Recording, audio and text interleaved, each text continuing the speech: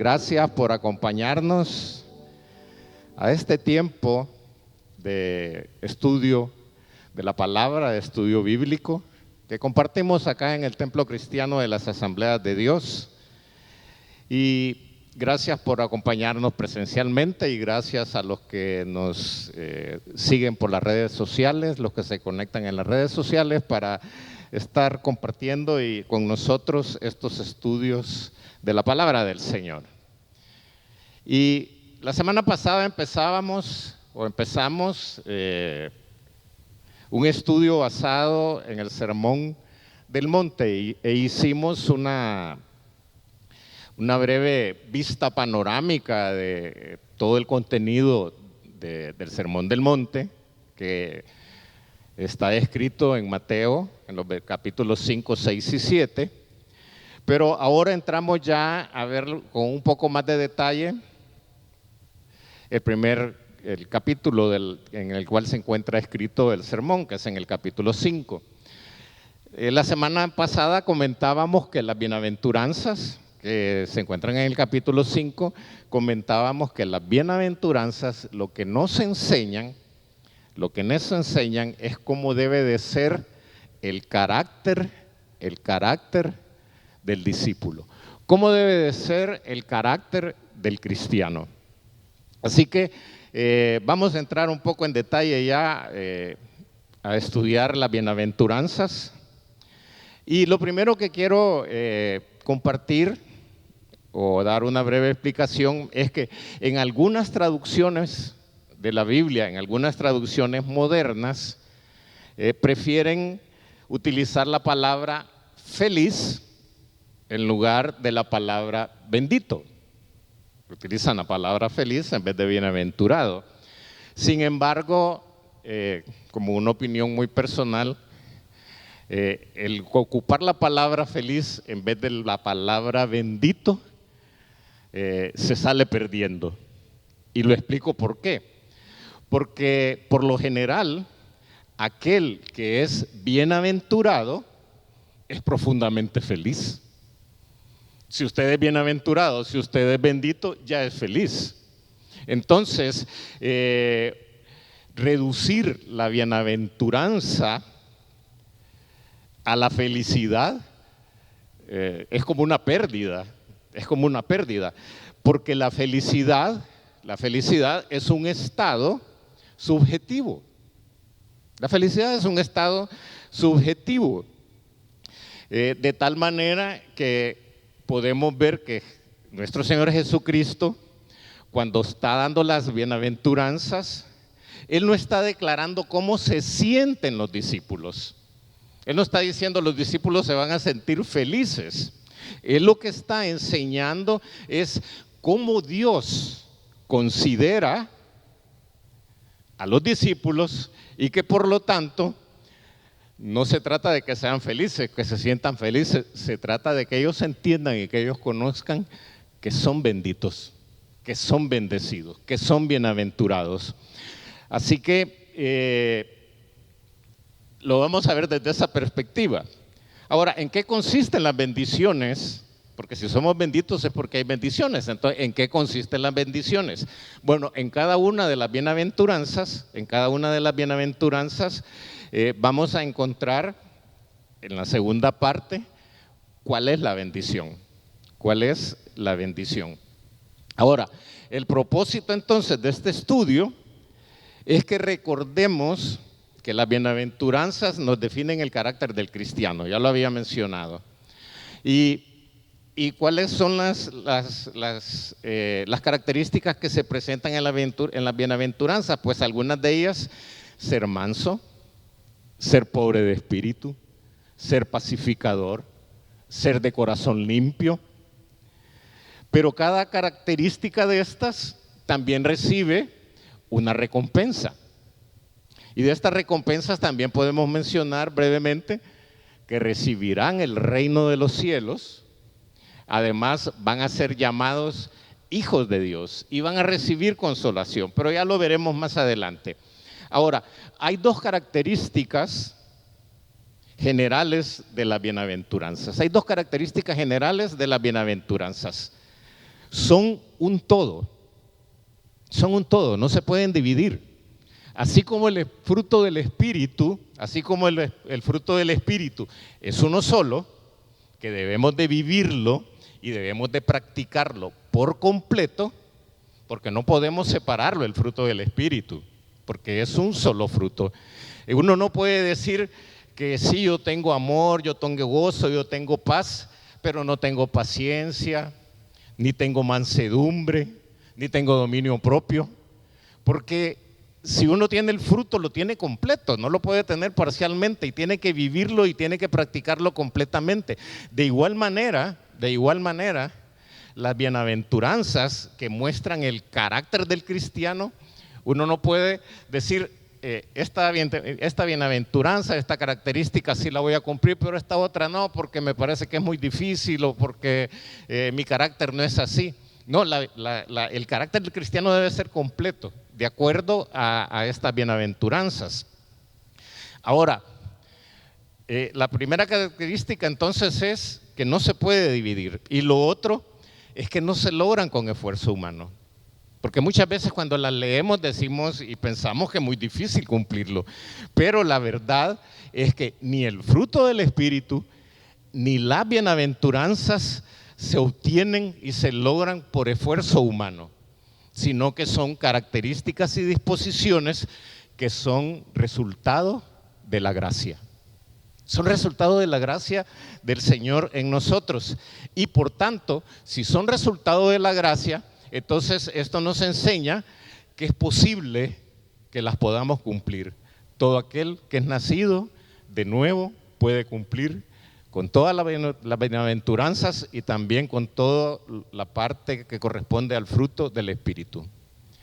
Quizás una de las divisiones más simples que podemos encontrar en las bienaventuranzas es que las 4 primeras describen la relación del cristiano con Dios y las 4 siguientes describen las relaciones del cristiano con Dios, pero también la relación del cristiano con sus prójimos.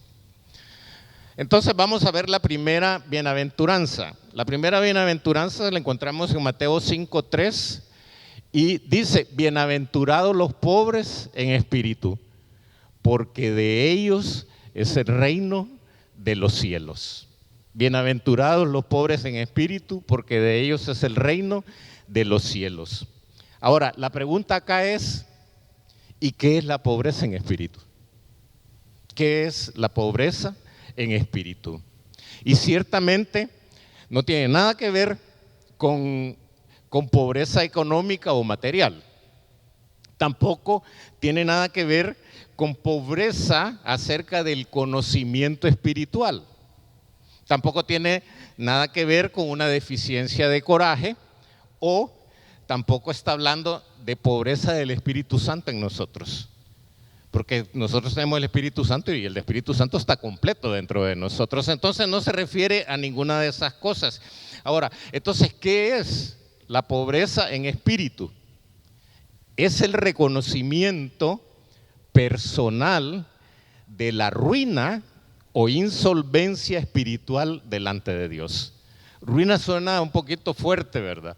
Pero realmente la pobreza de espíritu es darnos cuenta que nuestra condición espiritual delante de Dios es una condición de insolvencia.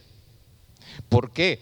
Porque tenemos que entender que la pobreza de espíritu nos lleva a una confesión consciente,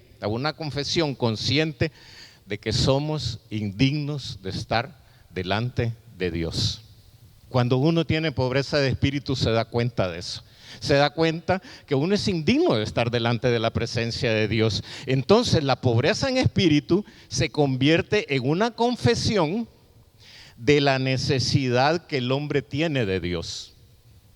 De la necesidad que un hombre tiene de Dios. Es la confesión consciente de darse cuenta que somos indignos de estar delante de su presencia.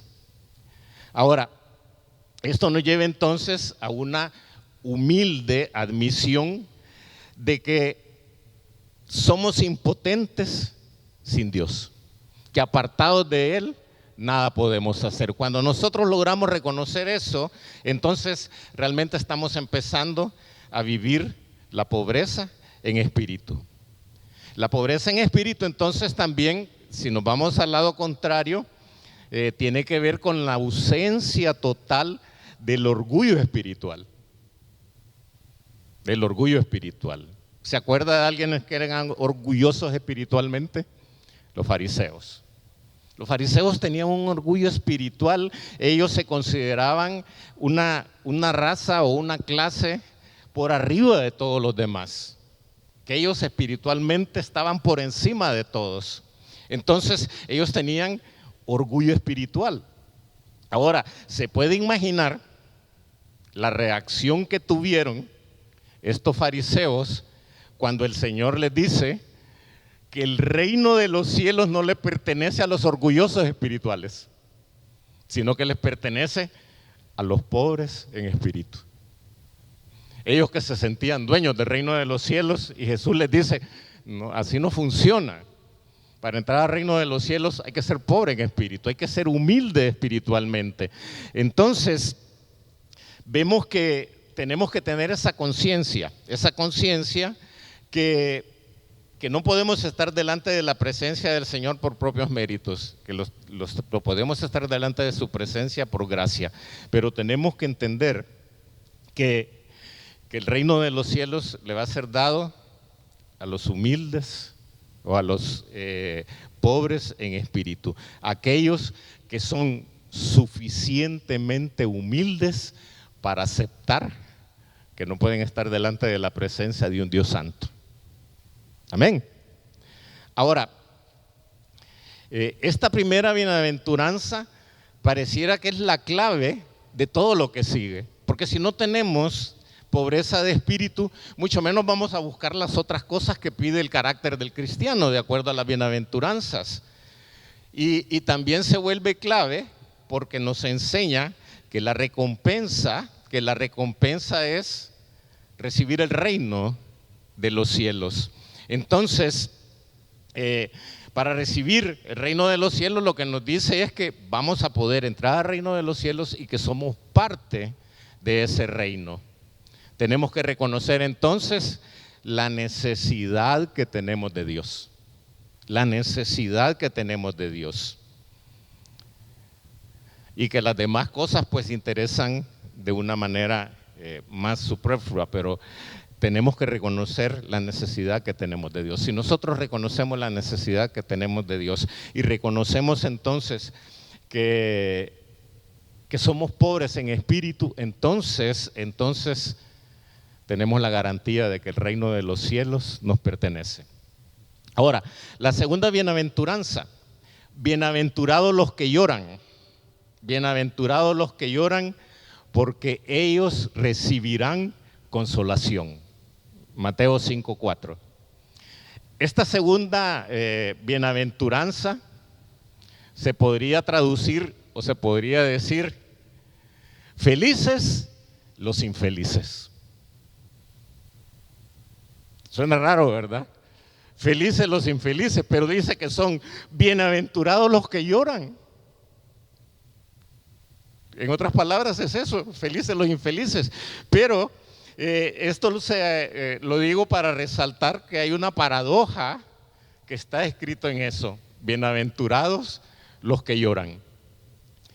Cuando Cristo habla acerca de esta bienaventuranza, realmente no está hablando acerca de aquella aflicción que viene a nosotros por la pérdida, por ejemplo, de un ser amado o de un bien preciado, que nos lleva muchas veces a llorar, sino más bien, aquí lo que Jesús está enseñando es que hay una aflicción que produce arrepentimiento. Una aflicción que produce arrepentimiento. Entonces, una cosa es ser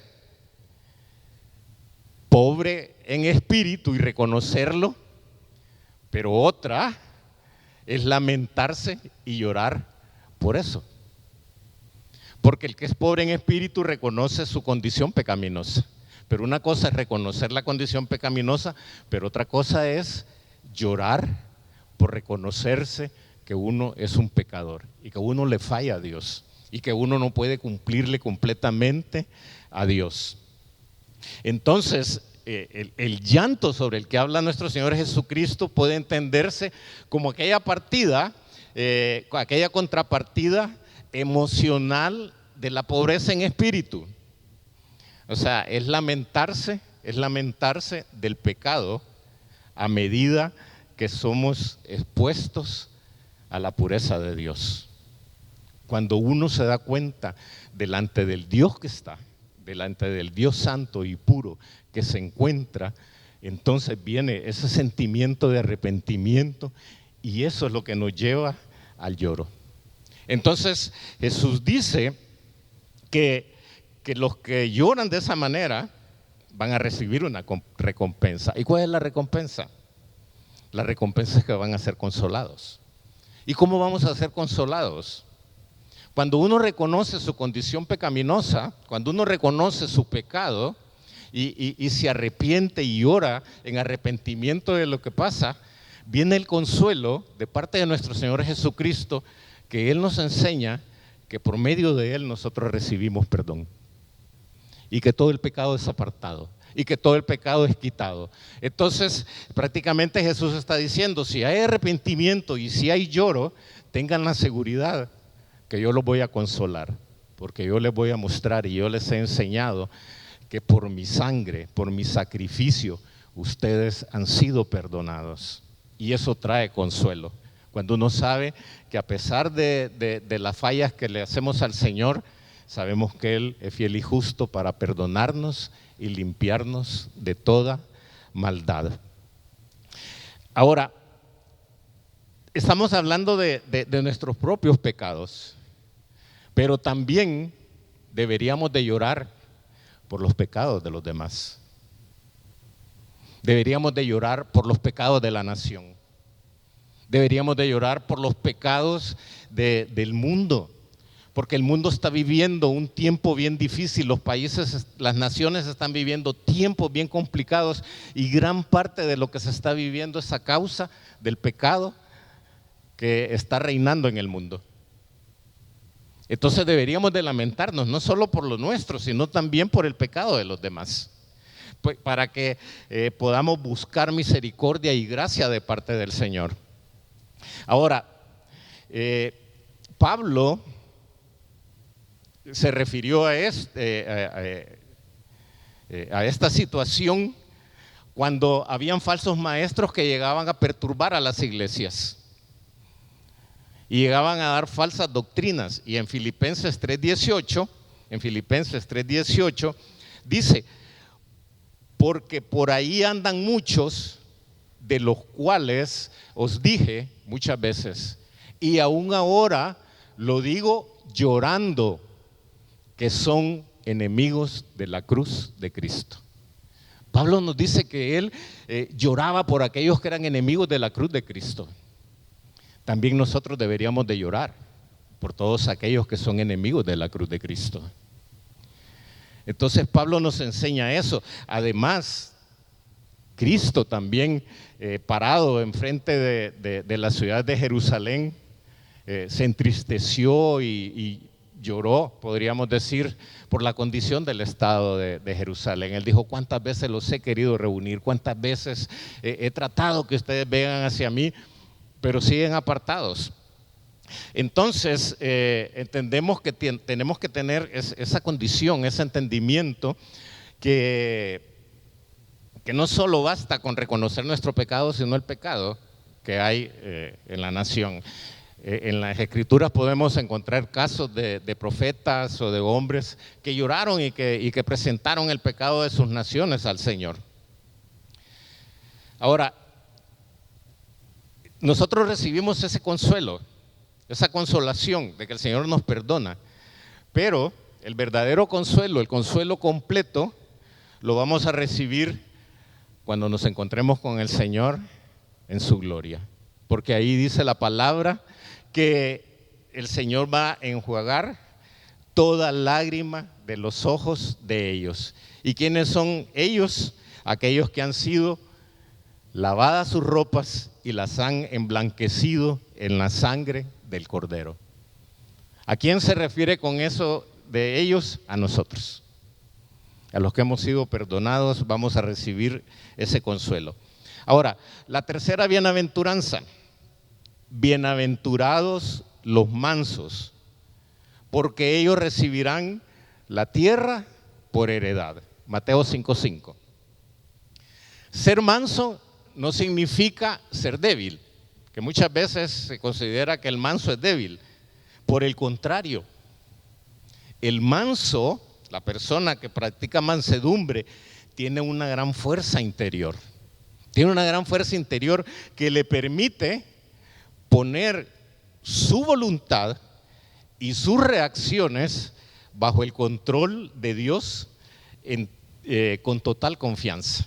El que es manso, el que practica mansedumbre, pone todos sus sentimientos y aquello que podría resurgir de nosotros, lo pone en las manos de Dios y dice: Señor, está en tus manos, tú lo controlas. Quiere decir que el manso no se deja llevar por sus emociones ni reacciona sin control ante una situación. ¿Conoce a algunos que no sean tan mansos, verdad? Cuando decimos: es que yo así soy, es que mi carácter así es, ¿verdad? Así fue criado. Para los que son un poquito más adultos, es que yo así soy, ¿verdad? O sea, que por todo, mecha corta, dicen algunos. Pero el que es manso, toda esa condición de reaccionar mal, lo pone en las manos del Señor y dice: Señor, en esta condición tú tienes que tomar el control.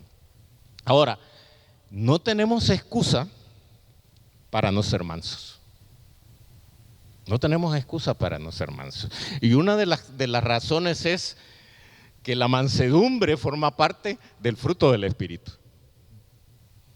Y si usted tiene al Espíritu en su interior, tiene el fruto del Espíritu. Y si tiene el fruto del Espíritu, entonces tiene mansedumbre.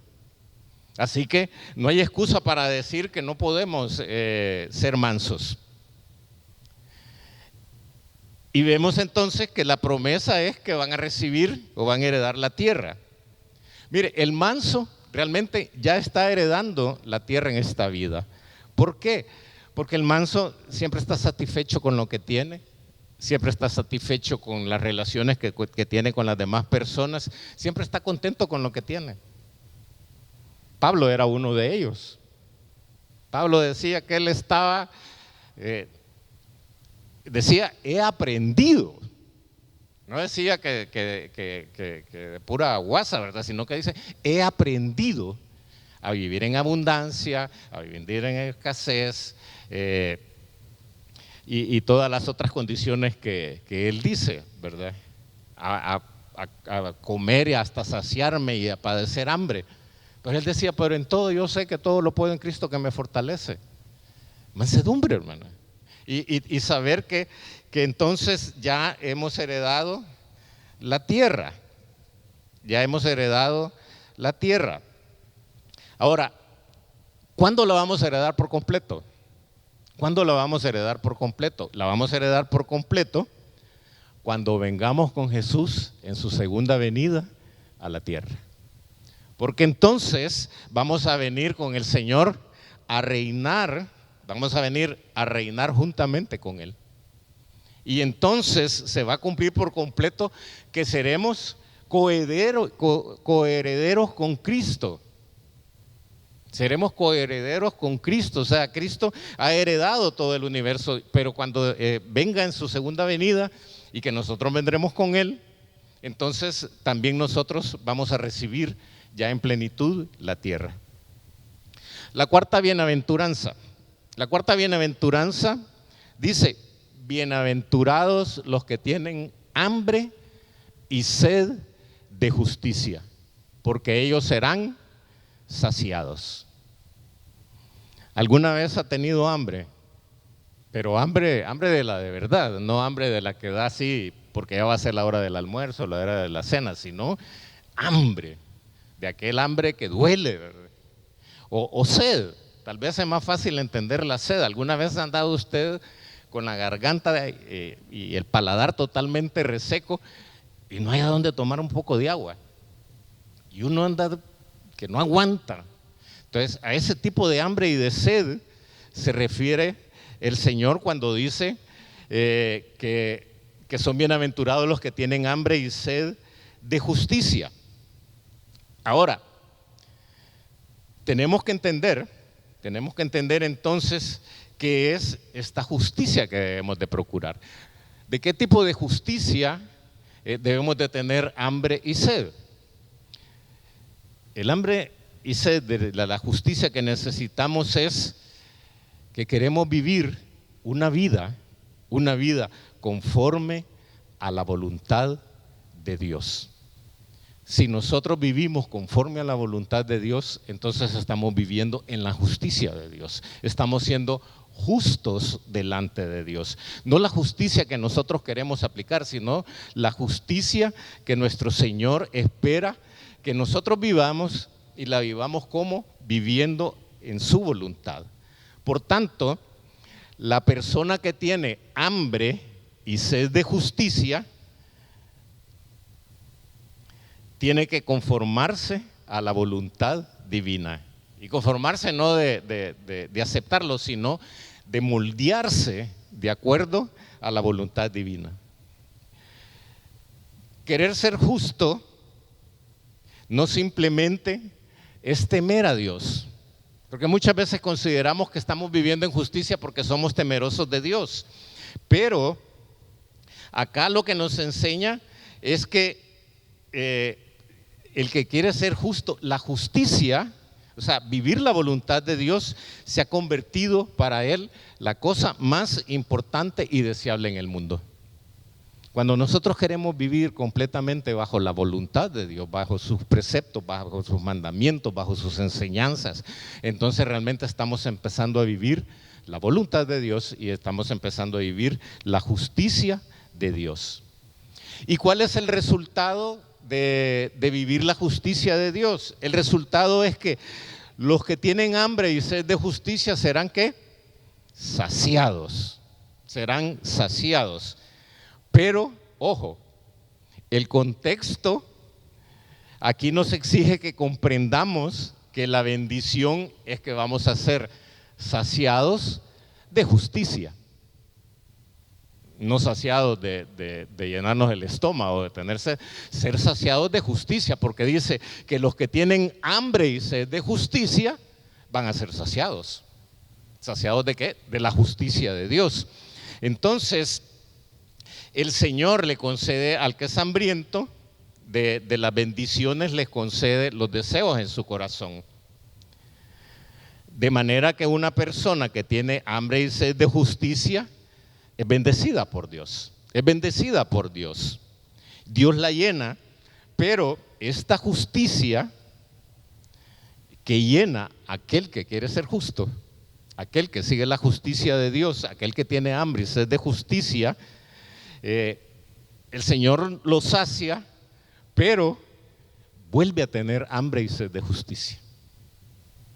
Si queremos ser justos, no nos vamos a conformar que en algún momento de nuestra vida nos sentíamos justos y estábamos plenamente cumpliendo la voluntad de Dios. No, cada día, así como nos da hambre natural, también cada día debemos de tener hambre y sed de más justicia de parte del Señor. Y el Señor dice, van a ser saciados, van a ser saciados. Entonces, el hambre y sed de justicia es saciada, pero se produce siempre más hambre y más sed de justicia. Tal vez como ejemplo, ¿se acuerda Jesús con la mujer samaritana que le dijo que le iba a dar un agua con la cual no iba a tener sed jamás? Pero era un agua ¿de qué? De vida eterna, el agua que brota para vida eterna. Pero nosotros tenemos que tener todo el tiempo estar buscando esa agua de vida eterna. No nos podemos conformar con una vez. De igual manera, Jesús dijo, yo soy el pan de vida, y que el que comiera de ese pan nunca más iba a tener hambre. Nunca más iba a tener hambre. Pero sin embargo, ¿Cuántas veces nos han enseñado, y la palabra nos enseña, que debemos de tener hambre por la palabra, que tenemos que tener hambre por el Espíritu, que tenemos que tener hambre y sed por una relación de comunión con el Señor? Entonces es un hambre que no se puede saciar, es una sed que no se puede saciar, pero el Señor dice que el que tiene hambre y sed de justicia será saciado. Ahora, para ir terminando, quiero mencionar que solo son verdaderamente felices los que buscan ser justos. Solo son verdaderamente felices los que buscan ser justos. Se lo digo de una manera diferente. No son felices los que tienen hambre y sed de felicidad. No son felices los que tienen hambre y sed de ser bendecidos.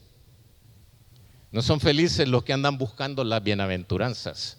Son felices los que quieren ser justos. Son felices los que quieren vivir de acuerdo a las características que vamos a ir viendo acerca del carácter del cristiano. ¿Por qué digo que no es feliz el que busca la felicidad, el que tiene hambre y sed de felicidad? ¿Cuánta gente conoce usted que anda buscando la felicidad?